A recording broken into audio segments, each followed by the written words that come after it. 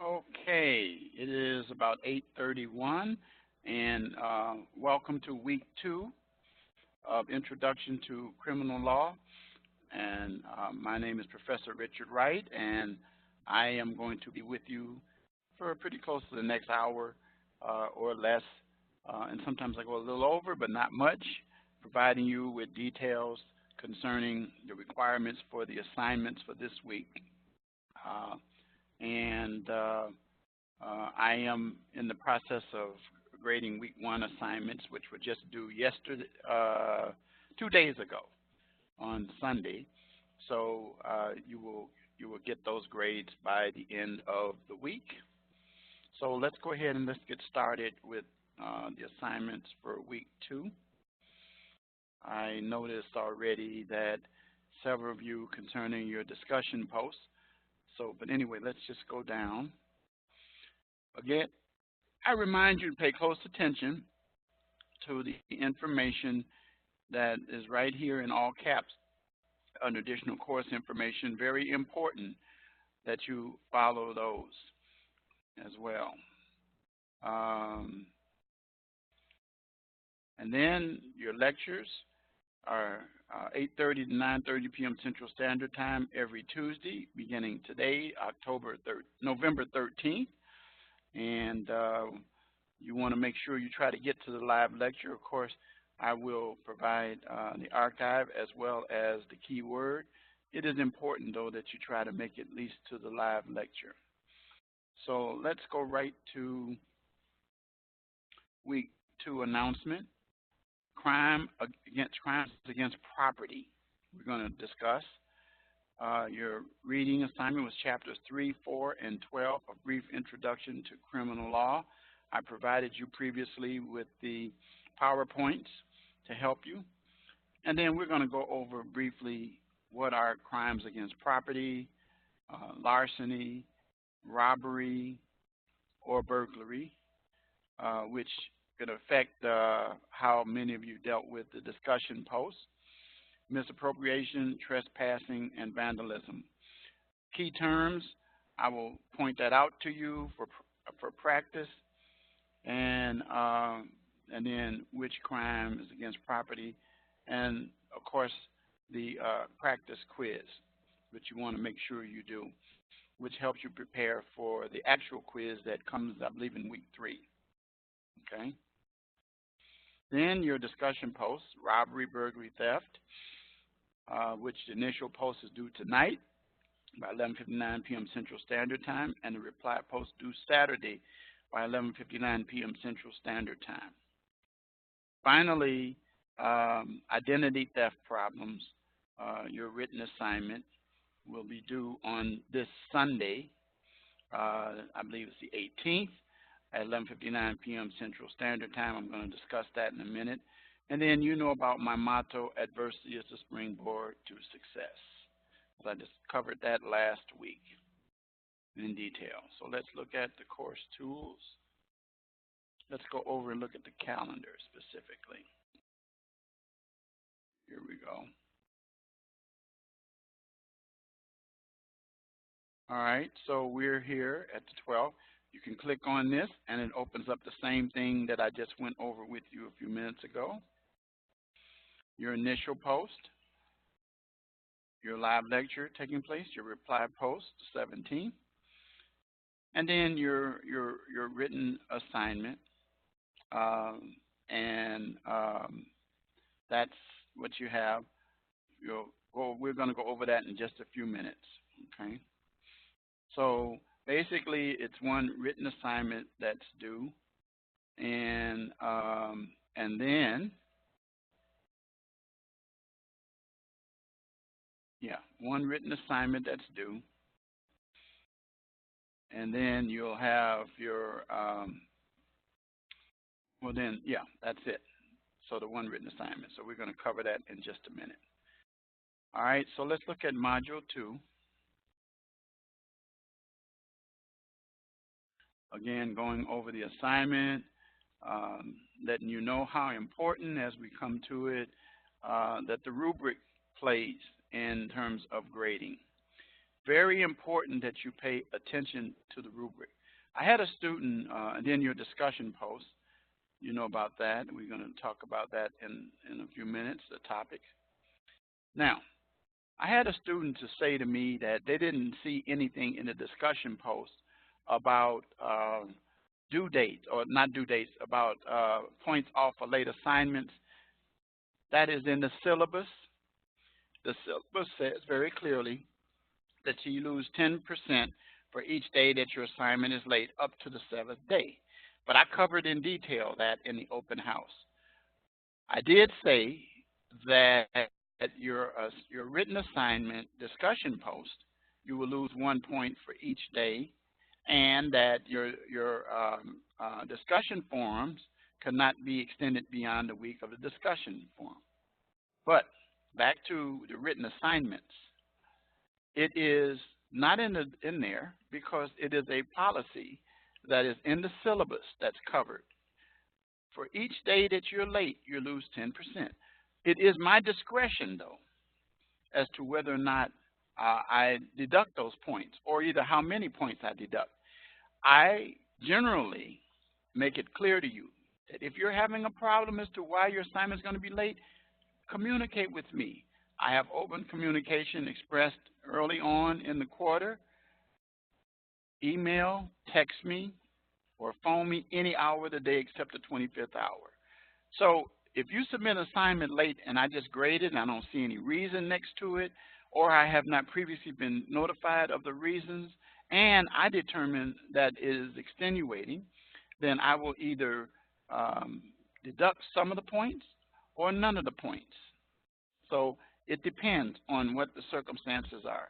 So if you don't give me a reason, I'm going to deduct the points.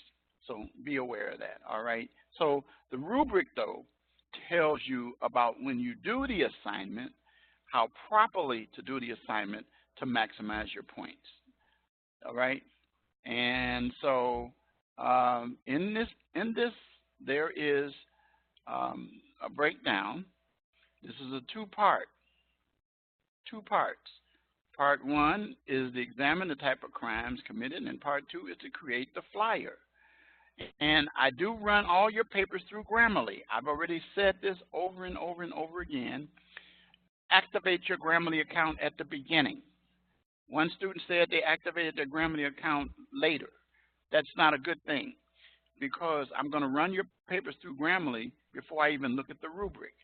If your percentage of critical thinking is low, you're going to get dinged because you're going to have a high percentage of Grammarly. Generally, my rule of thumb, and I'm very, very liberal about it, is 25% and above. If you're under 25%, I don't do it. But the average should be 10 to 15%. If you should see me giving you a Grammarly hit, you will see that. The habit is to lower your content that you use for your research and information more to balance it off with increased critical thinking. And that's the formula, okay? Now, so if you're copying and taking a lot of big material, you're going to get hit with it and you're going to lose the points. All right. So now let's take a look at the rubric real quick for this one. You see when it's due. That's the 18th, as I previously stated. And here is the rubric broken down in sections. Your content material for 15 points is to satisfy these requirements. Satisfy them, and you'll get 15 points. Also, to satisfy and get your 5 points, the key thing in here is how you structure your paper, but also it meets the 2-page minimum length requirement. If it's under that, you're going to lose 3 points right off the bat. All right? Don't try to widen your margins to make it. I can look at it. You're supposed to be 10-point Roman. That's the way it's supposed to be. And then finally, your citations and references, both are required along with a cover sheet. And that's for the first part of the assignment. The second part is to identify, is to create a flyer with this information, and the flyer should be at least 1 page, okay? Don't just copy a flyer, create a flyer. That's why it says create, and you should be able to do that and then submit it. So you will get 15 points for that. I've seen students do the first part and don't do the second part, and they lose 15 points out of 40. So they end up with a 25, which is not so good, all right? So that's it for that assignment. That's all I can tell you. It's all right here before you, and I've explained it and broken down what you need to do, all right? Let's go to the other part, which you'll see consists of the live lecture. And the live lecture, the key word that you're going to hear is due, and it tells you, by the 18th at 11:59 p.m. If you submit it late, you're going to lose 1 point. So if you submit it within the period of time and it's the right keyword, don't tell me I looked at the video. I don't want to know that. I want to know what was the key word. Now, don't just go through the video to find the key word. That is not a good practice for you. In fact, that's probably a violation of the academic integrity policy. But the key thing is that you're actually cheating yourself. So what you want to do is pay attention to the content of the material and then start your assignments. We have this early enough in the week, this lecture, so that your assignment is not due until that Sunday. So don't try to jump ahead before the lecture. Try to listen to the lecture, get the information that you need, and then if you can, try to come to the live lecture. Okay, but provide me with that keyword. Don't email me, don't text me the word, put it in the drop-down box. And then you'll get 5 points if it's done timely, and each day you'll lose points, 1 point for each day that it's late, all right? Don't try to do it after 4 or 5 days, because then you're going to get a 0, okay? Unless I've already talked to you, or either you've shared with me there's some extenuating circumstances as to why you didn't finish your assignments for that week. But it's got to be extenuating. I got one student already who has given me some really good reasons for late assignments, and it's very legitimate. But they let me know, and then I let them know that I'm good with that. One of the things that Professor Richard Wright, and many of you who've had me in other classes know this, is that I am very, very, very flexible. I'm very student-oriented. However, don't try to play me, because I'm not going to fall for it. I'm going to be strict to the point about deadlines as much as I can, but I do understand that things do happen, and I give consideration to those things. As a matter of fact, I'm probably very, very easy. Just inform me. Let me know what's going on. And that's the assignments for this week. That's it. All right, with your discussion post. All right, so now let's get into the content.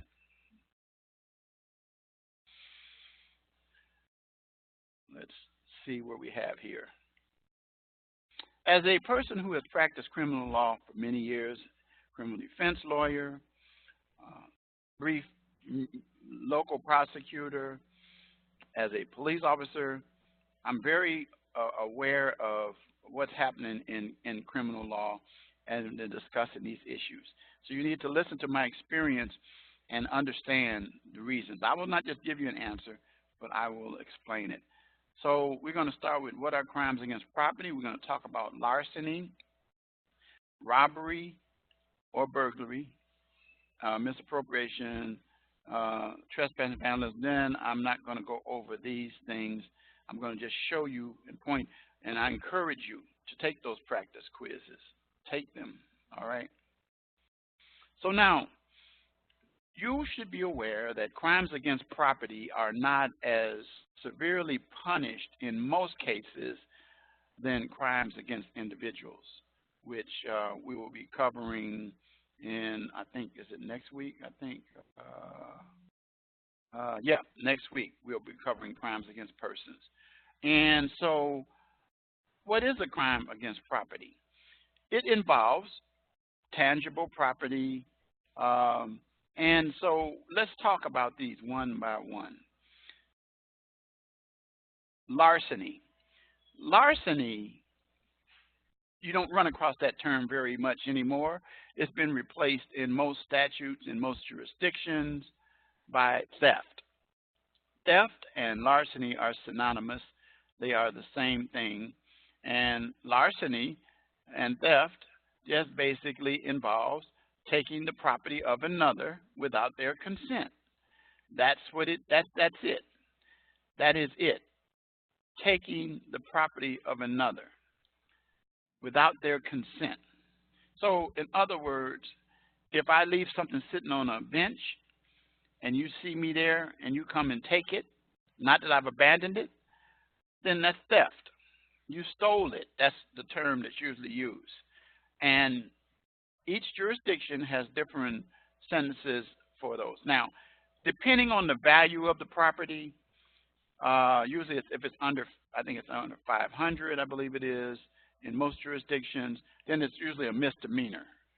But if it's above that, then you have what we call grand theft larceny, or either you get into the felonious aspects or the felony. And remember, I've already told you that the variation between a felony and a misdemeanor is very simple based on the sentence. If you go to jail for up to a year, it is misdemeanor and or a fine. Usually it says up to $1,000. That's what my jurisdiction in Illinois says. And then if you are committing a crime and you're sentenced to a year and a day and above, it's a felony. And so the more valuable the property, the more likely. So if you steal a laptop, for example, probably in 9 times out of 10, you're going to end up in grand theft and with a felony. If you steal a cell phone, it depends. If you know, so the value of the property is the key in terms of determining that. All right. So we're not going to talk about crimes like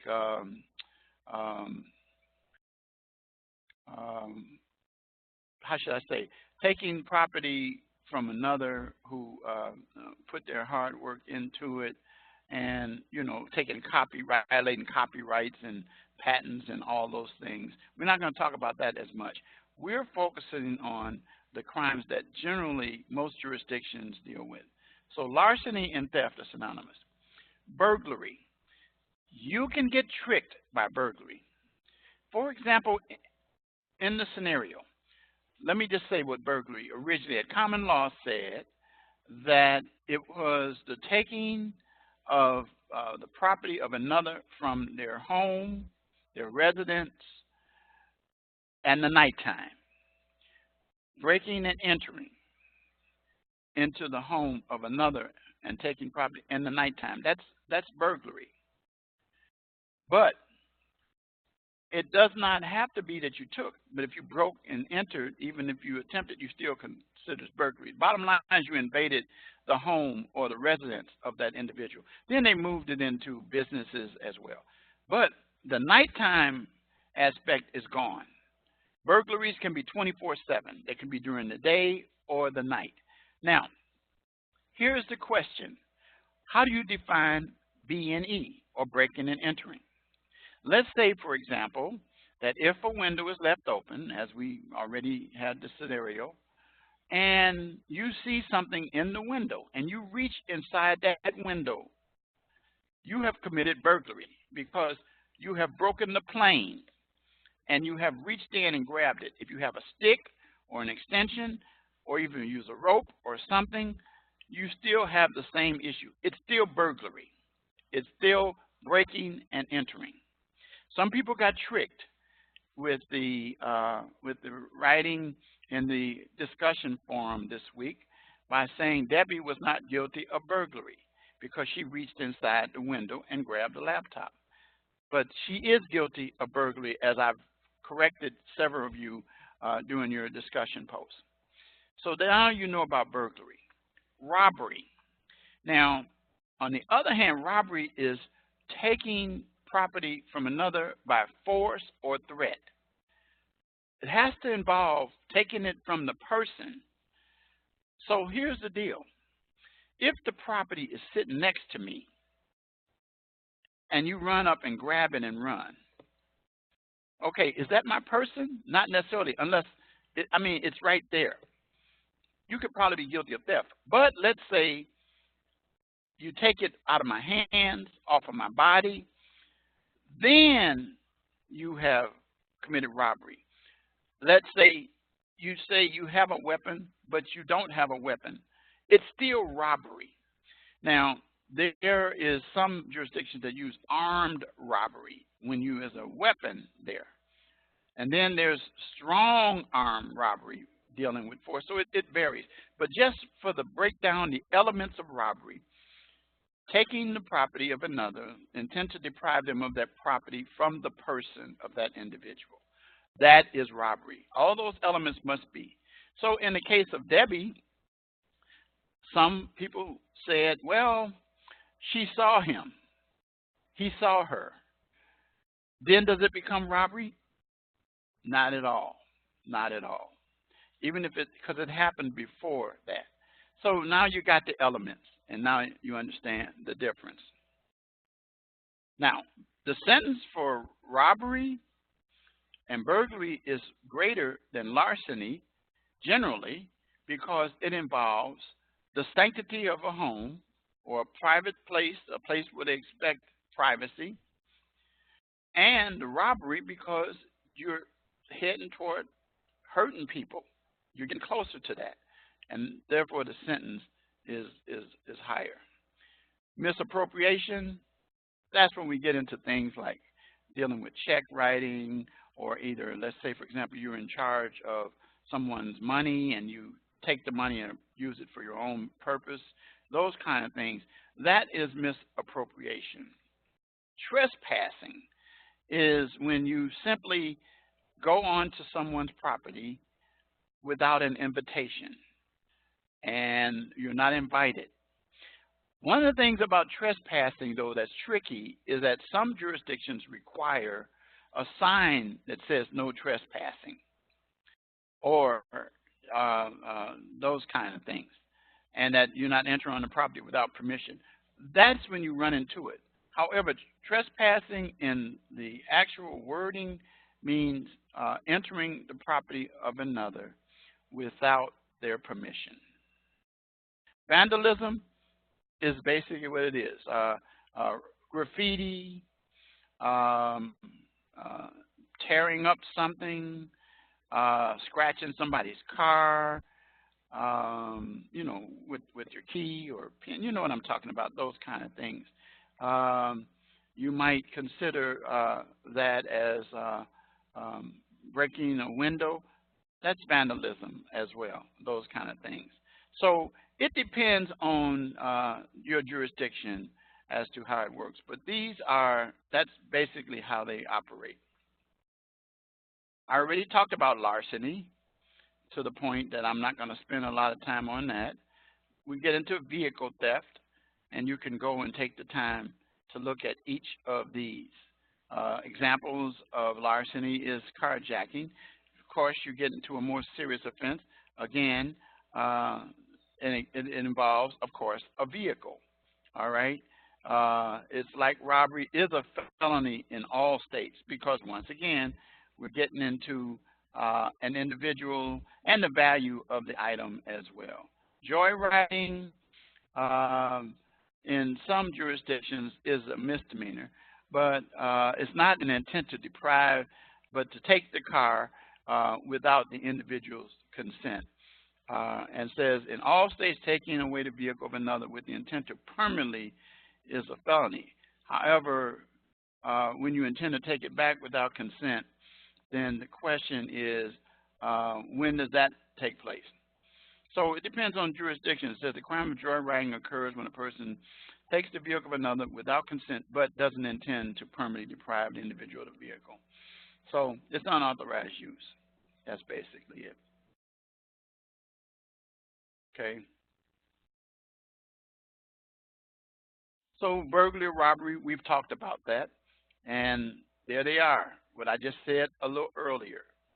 Uh, Burglary, as it says, is defined B&E, or breaking and entering the dwelling of another with intent to commit another crime, such as even vandalism or either arson. And then I talked about the nighttime requirement, which is no longer applicable. Okay. Robbery, I've explained that. Like larceny, is defined as the unlawful taking of personal property of another with intent to permanently deprive the person. However, the robbery has two more elements. Must be from the person and must be done by use of force, intimidation, threat, or violence. That is robbery.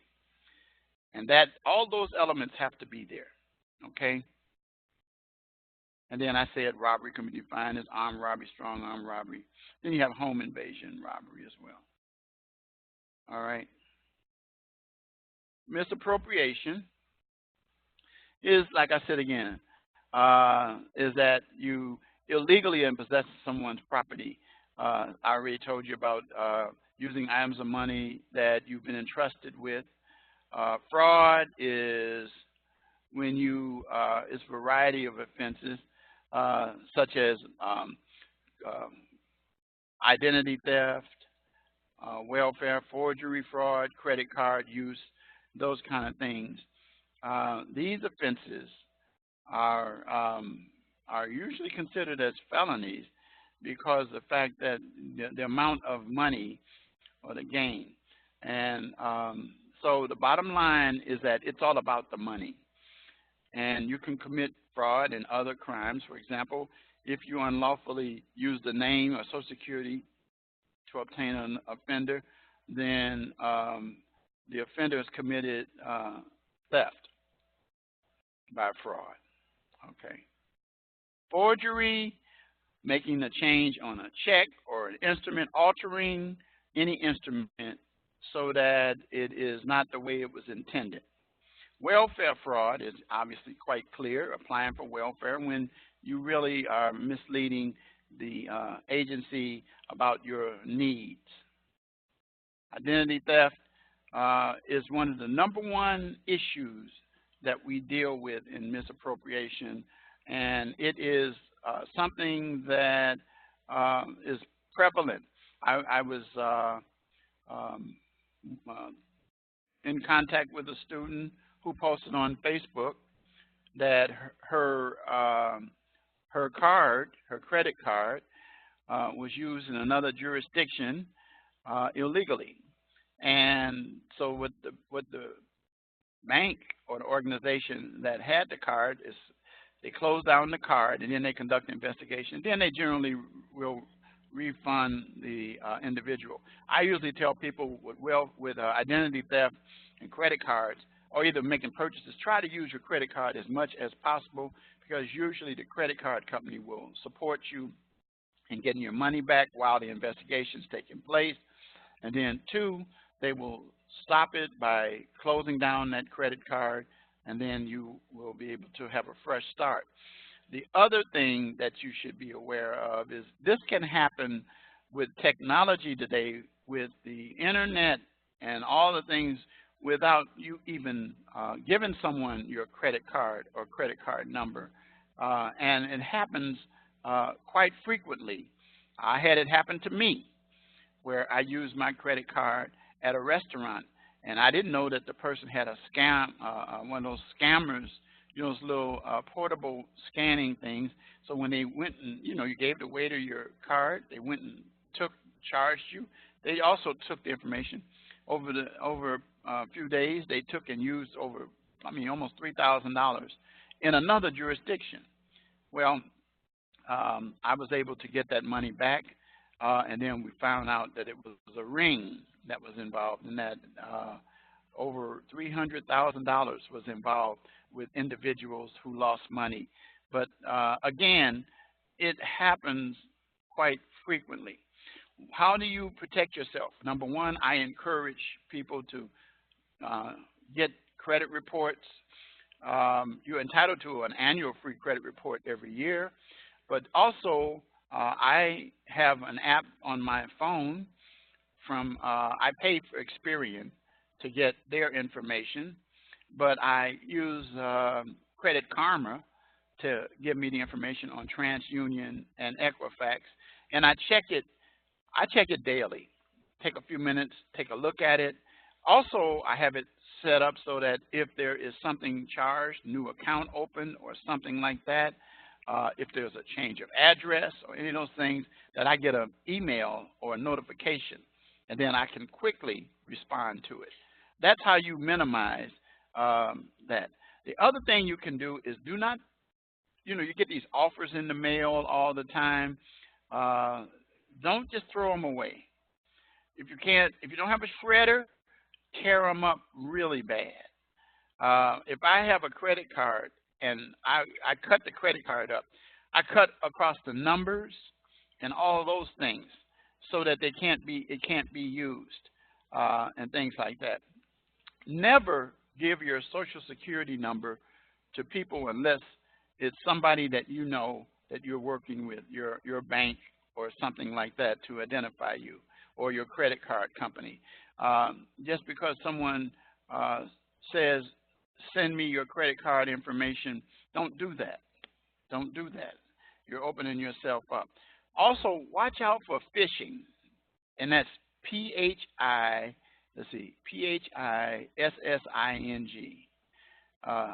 That's phishing. That's where you have fraudulent websites. You also have people that will send you emails that have what we call Trojans inside them, that once you open them up, they enter into your computer and they steal your data. Where did that come from? In Greek mythology, the Trojan horse was actually a wooden horse that was outside a fortress, and people rode that little wooden horse in, left it in there, went to sleep, woke up, the enemy was inside the camp and was hidden inside the wooden horse. Well, that's the same thing we're talking about in terms of emails and things like that. That's how people lose their identity. You can take a look at the FTC, the Federal Trade Commission website, and you can read articles. There's a few articles here given that allow you to check, and you can see identity theft and how it works. But it is a rising crime. It is not going anywhere because hackers are out here checking. By the way, another thing you can do, don't have your passwords simple. Change your passwords frequently. Vary them. A lot of passwords should involve symbols as well as maybe numbers and letters, caps and lowercase generally. But you know what I'm talking about. So that, and then something that you should be able to keep a record of being able to find. Never give your PIN number out to your ATM card to people. My wife just received a new ATM card, and she said they didn't give me a PIN. I said they're going to mail that under separate cover, and they did, and she got it a few days later, and so she was able then to even go back and change that PIN number to one that she wanted as well. So credit card fraud goes hand in hand, everything we just talked about. I just got through talking about the PIN issue and all these things. It is a federal offense, but let me say this to you. Even with the stringent sentencing, it doesn't stop people or organizations from committing the crime. And it is a continuing battle, but you, like I said again, operating diligently from some of the things I've said will help. Trespassing, I've talked about that a little bit. Similar to burglary, it doesn't include the elements of theft, can occur to land, vehicles. And so anyway, generally, there's a requirement that person is notified. Like you'll see these kinds of signs. That's what I was talking about a little early. Vandalism, someone whether we accidentally drop our smartphone, become involved in a motor accident, the end result is property damage. The manner in which property is damaged determines if it is a violation. If it is damaged accidentally, for example, it's a civil matter. But if someone does it purposely, then they intentionally want to damage the property, then that's when we get into vandalism and the criminal aspects. So that's it for that. I want to remind you again to open up the key terms and to utilize this tool before you get out of the module. Don't say, oh, I'm not having a written quiz this week. No, you still want to. And then you might have to run Adobe Flash the way that I have to, and there it opens it up.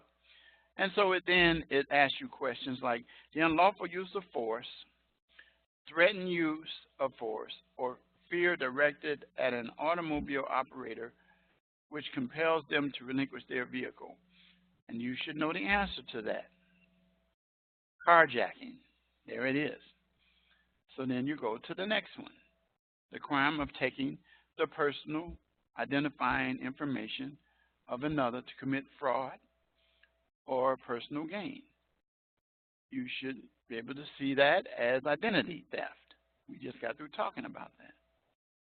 And then you go through the intentional and unlawful taking of the property of another without force.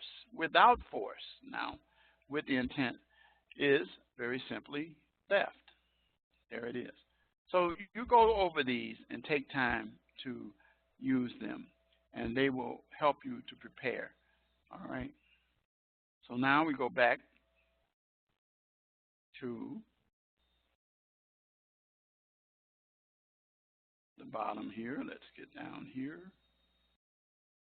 Here we go. So these are for practice. Which crimes are against property? Again, you can go through this, and you can do these.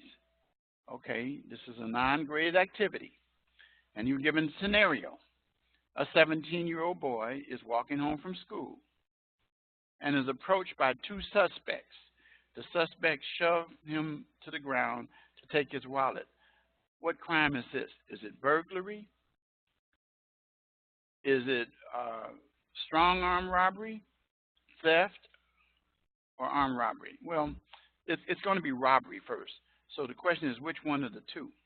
But does it say that they have weapons? So probably not. So let's try strong arm robbery. That's correct. Okay? So then you can continue. One more we'll do. A 14-year-old girl left her bicycle outside on the front lawn. In the morning, the bicycle is missing, and the person reports the crime to the police. What type of crime is this? Is this strong arm robbery? Did it take it from the person? No. Is it armed robbery? No. So it's between these two. So now, let's see. Are there elements of theft involved? Yes. But it's made particularly outside on the front lawn. Now, if the front lawn is considered as a part of the property, it's going to be this. Let's try it. Say no. This crime would be considered burglary if the bicycle had been taken from the enclosed garage. So, okay, that may be true, but an argument could be made by a sharp prosecutor. And, of course, the way the statute is written, it depends on how it is. But you can look at this and see how it could be tricky. So they think theft, and so that's what they want as the answer here. Because it was taken without their consent. Okay. So sometimes we can argue and disagree on some of these answers, but most of them we don't have that problem. Last one that I'm going to do is a 25-year-old man is attending a party inside his friend's house. While inside, the man breaks into a locked bedroom and steals jewelry. The crime is discovered the next day, and the victim reports police. What crime? Is it theft, strong armed robbery, armed robbery? It is definitely this. Yes, because it was a private area. So anyway, that's how those operate. Okay. So we showed you how to use that. Again, using that helps you, and it explains to you why they submit the answers that they do. And then, of course, the number one thing that you should not, but don't skip the others just to do this, is you want to do the practice quiz, because, you know, it's going to give you the same kind of setup that you have when you do your quizzes. Coming up in week 3, you're going to have your first one, and the next one you're going to have in week 6. The unlawful entry into the dwelling of another without consent with the intent to commit a robbery is known as home invasion, trespassing, or theft. So it's going to be one or the other. Now, it depends on the jurisdiction. Some might say it's home invasion, okay? The other is burglary. Let's try burglary. So it says burglary occurs when one enters the dwelling without consent with the intent to steal. Okay, now look. The person entered the dwelling without consent with intent to commit a robbery. Because they're talking about robbery from the person, remember that involves the element of the person, that's when you get into the home invasion aspect. So you have to be very careful about that, all right? What crime is committed when someone points a weapon at another person while on the sidewalk and demands that person turn over? You should get this. It's either going to be this or this, but, you know, in a generic sense, it's armed robbery, but, you know, that's what it really is, okay? And that's it for the quiz. So you want to take those quizzes, and you want to complete them. And so that's what I wanted to say to you this week about crimes against property. And so I have to give you a keyword. The keyword is identity theft. That's it. I only repeat it one time, and you should be able to provide that to me, and you will get your points. So hope to see you next week.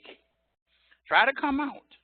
You'll learn a whole lot, and you'll be able to ask questions contemporaneously at the time. So I'm going to end this meeting and say good night.